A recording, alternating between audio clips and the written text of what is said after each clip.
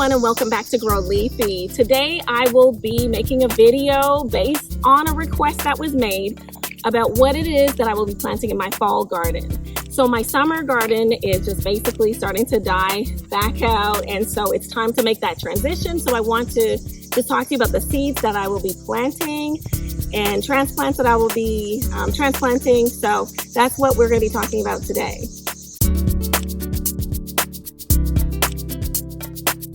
So the first thing I really wanted to show you, and I think it's very important, is the organization of getting ready for planting.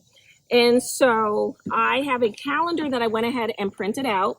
And on the calendar, I actually dated when I need to either sow the seeds or begin my transplants, and when I'm going to be actually transplanting these plants that I start pretty much on my patio, or you can start them indoors. If you do start them indoors, you need to make sure that you remember to harden them off, okay? Because the plants have to get acclimated to the weather. So just keep that in mind. But as for me, what I decided to do is to start them on my patio so that it can already be acclimated in the weather. And so I actually started squash, winter squash, out on my patio. And here's a picture of it.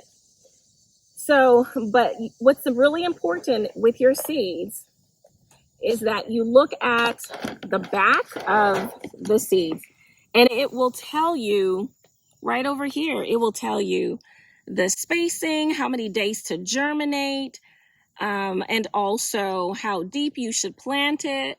And that's really important because you need to know these things. You also need to know when your first frost date is. My first frost date, and I'm in zone 6, is October the 21st. So if I am trying to plant, let's see, turnips, I know that turnips take 50 to 60 days. And so, okay, I'm thinking October the 21st, and then I had to count back and date it back.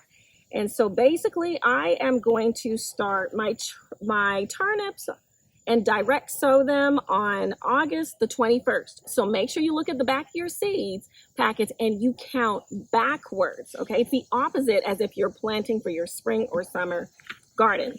And this container also is a great place where you can organize your seeds and put them in containers and store them away in a cool place as much as possible. Keep it in a place where it's not very hot.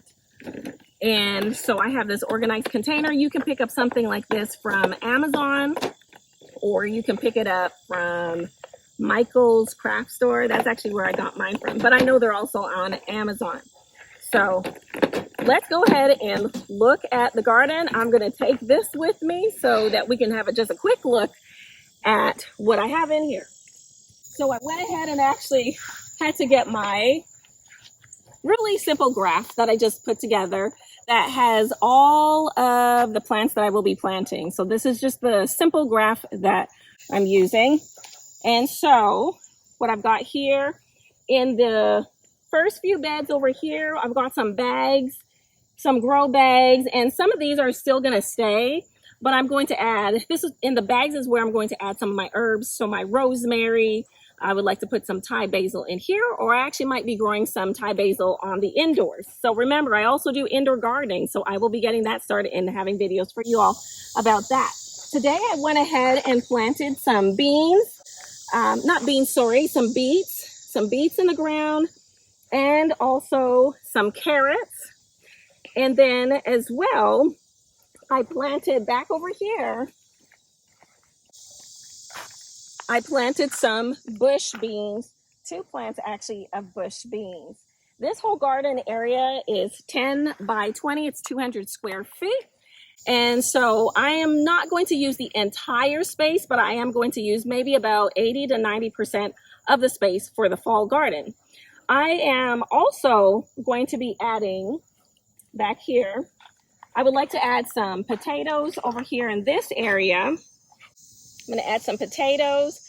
And then as well, I've got still growing over here, I've got sweet potatoes that are growing. I still got my peppers going. So I'm planting around the different plants that are already there. So it's going to be really quite interesting, like bringing it all together, the summer and the fall garden. But as the summer plants start to die out, the new plants will be growing in. And then let's move over here. I am going to put back in some squash plants. So remember that I had some butternut squash plants and Burgess winter squash, the buttercup.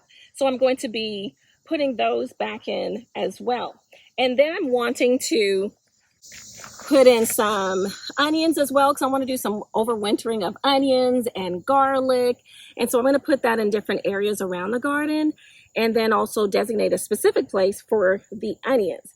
And then I also want to put in some cilantro. I really love cilantro. The cilantro really did well actually through the winter, and at some point it did completely die when it did had a hard frost. Actually, it didn't die. It just went dormant, because I was able to still go and still harvest a little bit here and there, even throughout the winter months. I will also continue having zucchini and until that pretty much goes out and dies out. So I think that is pretty much an overview. Let me go ahead and just list those out for you again. Here's a list of all the different things that I will be planting. So if you have any questions, let me know. I hope that this video was helpful, and you do have time to get started for your fall garden. So just go ahead and do that. All right, just remember to subscribe to this channel. If you have any other further questions, let me know. Put them in the description box or make any comments. I would be more than happy to answer any of your questions that you may have. So until then, I will see you in the next video. And remember to like this video if you like it, and see you next time. Bye.